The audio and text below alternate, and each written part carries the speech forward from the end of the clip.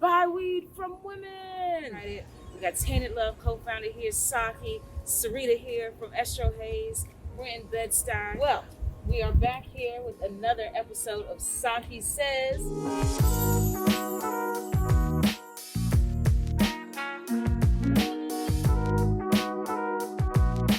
Oh my goodness. It's been a tough 2020, hasn't it? And we're just halfway through, a little bit over halfway now. Yes. And the fun ain't stopping. We need a break 2020. You know, as a parent, we have a really difficult decision happening for us. We have to decide if we want our children to go back to school, if we want to continue remote learning, or risk contaminating our families and our communities. You know, the marketplace, the workplace is open. And unfortunately for a lot of us, school provides not just a place for our children to socialize and be educated, but it also provides that space for them to be out of the home in a safe environment while we work. While you work. So how, you know, a lot of parents are facing that dilemma, that choice right now. Manage all of that kind of mentally, you know, because you haven't really had a chance to disengage. Because the height of all of this pandemic happened when school was still in full session. So how do you enjoy the little bit of time that you have left and prepare for this total paradigm shift? I think that's the challenge just for this country in general. Like, how do we create our new normal? Because we're really still trying to go back to the old normal. And like, we're not getting the support of our legislators. We're not getting the support of our corporations. We're not getting the support of a lot of our people because we've made this into a political issue. If you think back to September 11th, there was a whole lot more unity in this country. We found a way to take something that was a crisis and turn it into a way for us to help each other. Right. In New York specifically, when we had Superstorm Sandy, Yeah. you really saw the community come together and help each other. What makes this different? Especially when this has impacted the world. Exactly, and I think there's two things that have made this very different for us in this country. Money, power. We have an administration that has politicized us. We have an administration who has made this an us against them kind of situation. Us are the people who want to rebuild the economy, and them are you people who are believing those silly scientists and living in fear. Instead of bringing politics and science together and finding plans to help our communities and help our people, we've turned this into a way to monetize the pandemic. We've turned this in a way to build a power base for a very conservative party. And, you know, that's unfortunately affecting all of the people, not just the right-wing people, not just the left-wing people. Everybody's being affected, and you can see that in cannabis. What else outside of that, neighbor to neighbor, can we do to help influence and shift the scales? We're going into this new election, and I think people are just so fed up on so many different levels of stuff. They're like, I want my weed, and I feel you. But how do we make sure that if it's the states are going to look at this state by state? How do residents, just regular average Joe Blows, what needs to happen with that? Okay, I think this is important for all us cannabis people. As intersectional as this is, that we recognize it is, there's a lot of people who are like, I don't really care about weed and it being legal because my state is broke. I don't really care about weed because they just cut that unemployment and I don't have a job. I don't really care about weed because I don't have food stamps. And again, are my children going back to school or not? We have to really approach our neighbors like the intersectionality of this, because a lot of people who do support the legalization support it because they're like, we need the money. Our state is broke, we need the money. And we have to be able to communicate to them. You're 100% right. That money will help, but we have to make sure that money helps our community first. We have to make sure that that money doesn't just go into the $21 trillion package that they want to put into the military. We have to make sure that that money comes back and it doesn't go to law enforcement to put more of us in jail.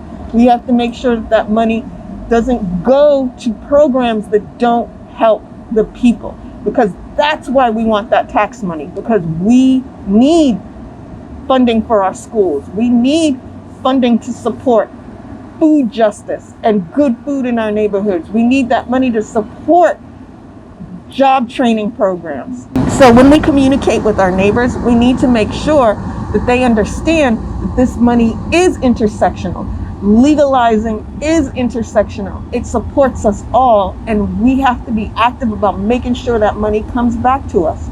It's not just about like voting, set it and forget it. It's like more active. It's more active, because when you brought up the point even about the unemployment insurance, and you go back to what you said about it, cannabis is a medicine first.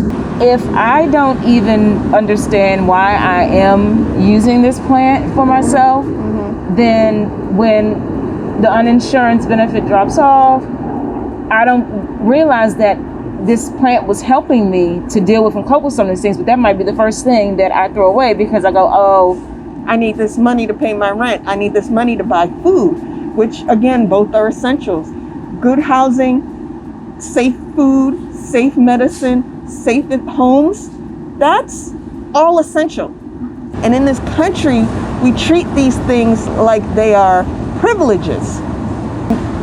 We create an underclass that is told, well, you don't deserve a safe home, and you don't deserve good food, and you don't deserve a safe environment, and you don't deserve good health because you all don't work hard enough, or you all aren't smart enough. And those are essentials for every human being on the planet. That's a basic human right. So when we go for this November, this upcoming election, what are a couple of things that we need to look for, that needs to come in line so that we can have a more open and honest conversation about how cannabis intersects with all these areas?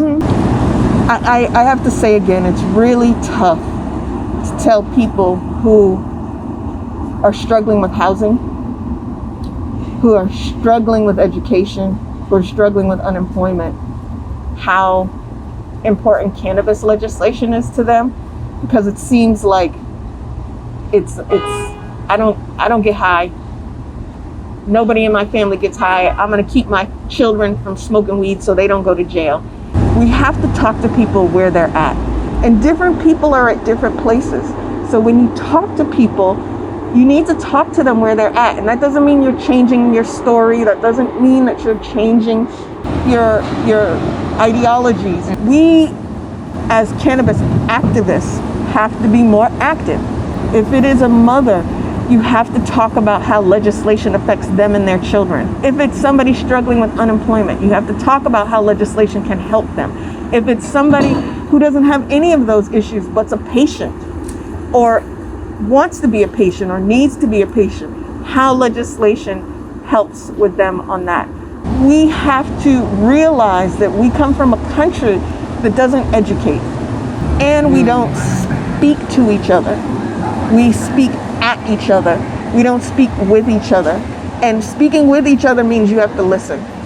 You know? Oh my God, a word. So it's great for starting education. Social media has, it's a curse and it's a blessing.